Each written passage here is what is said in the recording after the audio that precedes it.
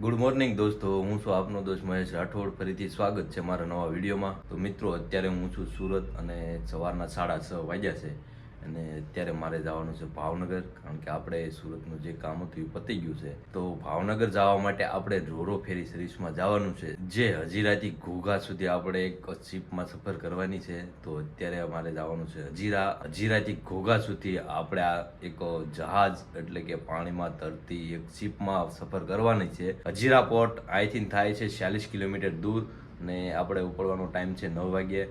મને અહીંથી એક મિત્ર મને ત્યાં સુધી પહોંચાડશે અને મેં ટિકિટ ઓનલાઈન બુક કરી હતી. હું ત્યાં કઈ રીતનું જાઉં છું અને શું ટિકિટ છે અને કેવું લોકેશન છે દરિયાનું, અને એક દરિયામાં સફર કરવાની મજા જ અલગ છે. તો હું એ બધું તમને બતાવીશ કે કઈ રીતના આપણે ભાવનગર પહોંચશું. ટિકિટ મેં ઓનલાઈન બુક કરી હતી, મેં પોતે જ બુક કરી હતી. અને તમારે ટિકિટ બુક કરવી તો તેમની વેબસાઇટ છે DGC કનેક્ટ. વેબસાઇટ ઉપર તમે ટિકિટ બુક કરી શકશો અને બુક કરવા માટે તમારે પહેલા યુઝર આઈડી બનાવવું પડશે અને તમે આસાનીથી પછી ટિકિટ બુક કરી શકશો. આજની ટિકિટ છે 700 રૂપિયા પર પર્સનની, અને ટિકિટ તો ઘણા વખત આમ ઉપર નીચે થાય છે, કારણ કે સિઝન પ્રમાણે એના ભાવ વધઘટ થતા કરે. ક્યારેક 500 પણ હોય છે, આજે 700 છે, ક્યારેક 700 800 પણ હોય છે. આ છે મારા દોસ્ત કલ્પેશભાઈ, અને જો ટુ વ્હીલ લઈને મને 40 કિલોમીટર દૂર મૂકવા આવવાના છે. તો આને ભાઈબંધી કહેવાય કે 40 કિલોમીટર જાવું ને 40 કિલોમીટર આવું, 80 કિલોમીટર ટુ વ્હીલ હાંકવાનું છે. તો ચાલો જાય, કારણ કે થાય છે મોડું.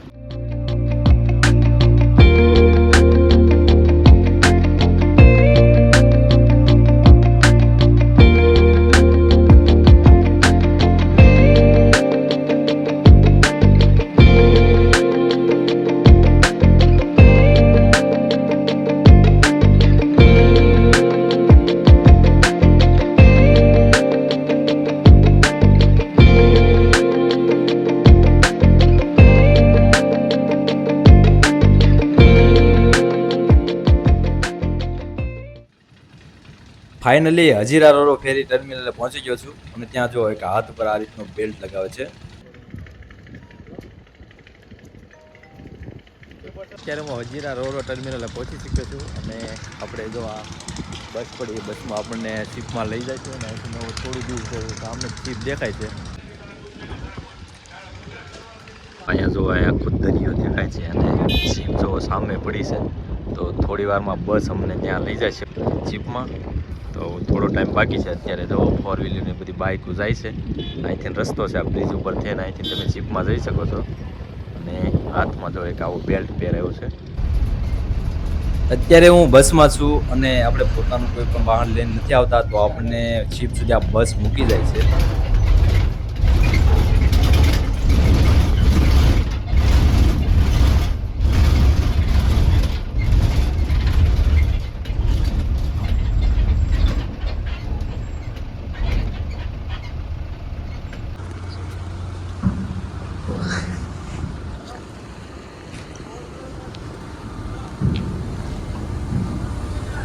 તો અત્યારે હું શિપની અંદર એન્ટર થઈ ચૂક્યો છું અને જો નીચેનો માળ, કેટલા બધા ટ્રક પાર્કિંગ કરેલા છે. અને અહીંથી જો ઉપર જવાનું છે. એ આ એક ગ્રાઉન્ડ ફ્લોર છે, આ બીજો ફ્લોર છે. આપણે બીજા ફ્લોર ઉપર જઈએ છીએ. નીચેના ફ્લોર ઉપર જો કેટલા બધા ટ્રક, હેવી ટ્રક પાર્ક કરેલા છે. અને જે આપણે ઉપર જઈ રહ્યા છીએ, તો આ બીજો ફ્લોર પણ પાર્કિંગનો છે. અને અહીંયા મોટા ભાગે કાર પાર્કિંગ કરેલી છે. તો ઘણી બધી કાર છે.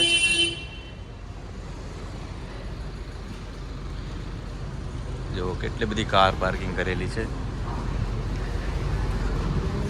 અહીંથી ચેકિંગ કરી જવાનું છે ઉપર, ચેક કરવાનું છે કે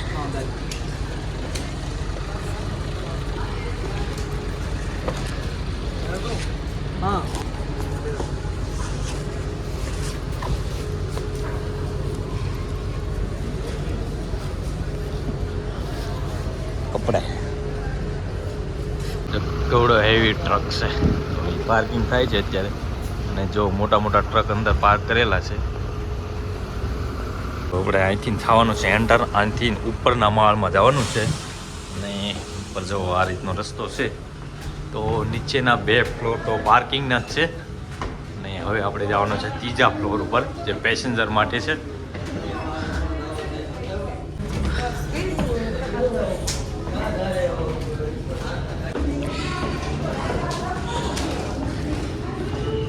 બહારનો વ્યૂ જો આ રીતનો દેખાય છે ને એટલા ઉપર આવી ગયા છીએ ને આપણે જો સામે છે એ ટર્મિનલ છે સ્ટેશન ત્યાંથી આપણે અંદર આવ્યા છીએ ને હવે ફાઇનલી આપણે ચીપમાં એન્ટર થવાનું છે અહીંથી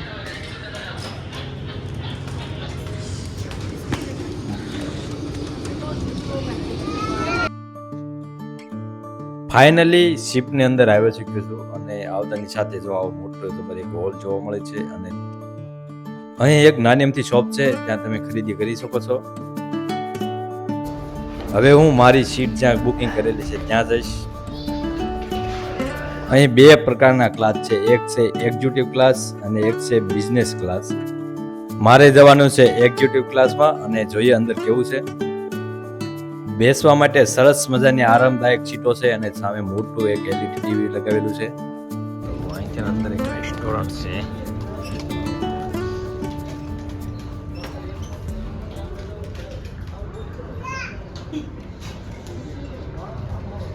અહીં એક સરસ મજાનું રેસ્ટોરન્ટ છે, તમે જોઈ શકો છો ઘણું મોટું છે અને એકદમ ક્લીન અને સરસ મજાનું છે.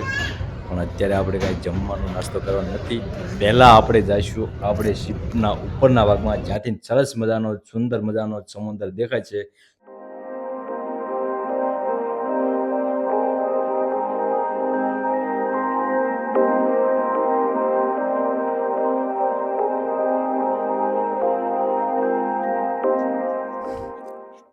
હવે હું શિપના ટોપ ફ્લોર ઉપર આવી ગયો છું અને આ ફ્લોર એકદમ ખુલ્લો છે અને કોમન છે. અહીંયા કોઈ પણ વ્યક્તિ કોઈ પણ ક્લાસમાં ટિકિટ બુક કરાવેલી હોય તે કોઈ પણ વ્યક્તિ ઉપર આવી શકે છે અને અહીંયા બેસી શકે છે.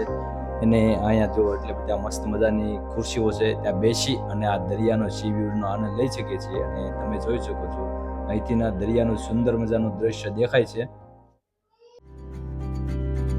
छोटी छोटी राहें मिलके कहीं दूर दूर मंजिल पर जाएगी.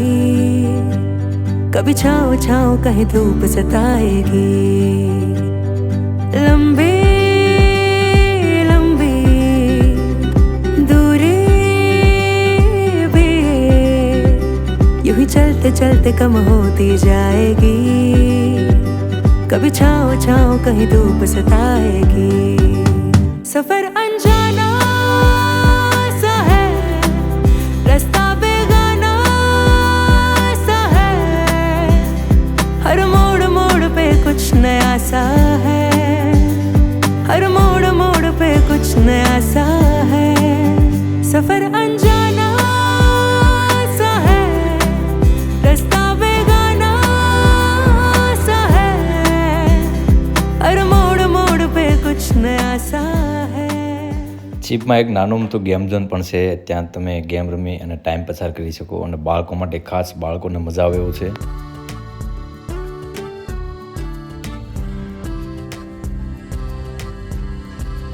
એક સરસ મજાનું કાફે પણ આવેલું છે, ત્યાં તમે ચા પાણી નાસ્તો કરી શકો છો.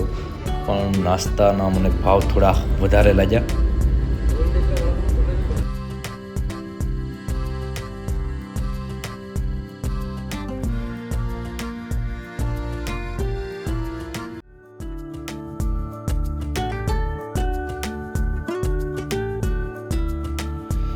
અને આ છે બિઝનેસ ક્લાસ અને બિઝનેસ ક્લાસમાં પણ સરસ મજાની સીટો છે, પણ અહીંથી સુંદર મજાનો દરિયાનો સી વ્યૂ દેખાય છે.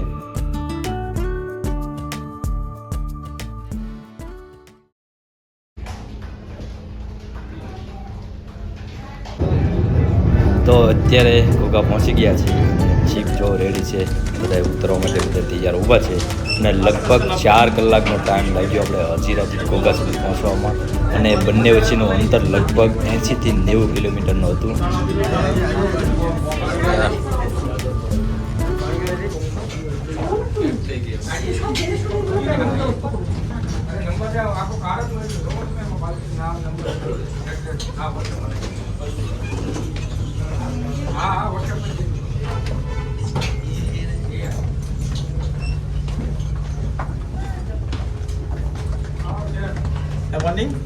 बर्थडे करने पहले ने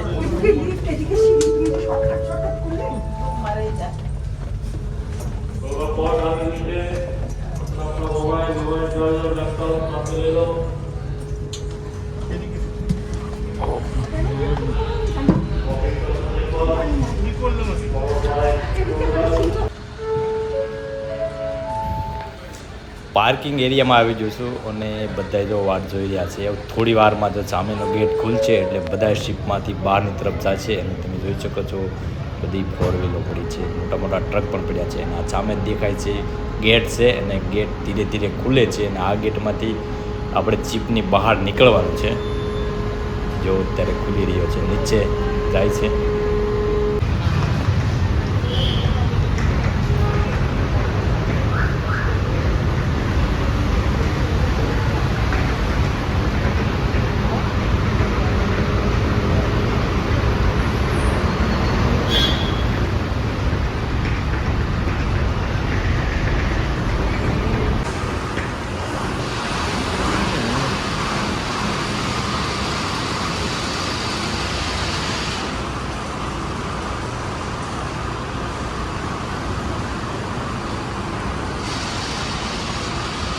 ફાઇનલી શિપની બહાર આવી ચૂક્યો છું અને સામે જો પીળા કલરની જે બસ પડી છે તે અહીંથી સ્ટેશન સુધી બધાએ પેસેન્જરોને લઈ જશે.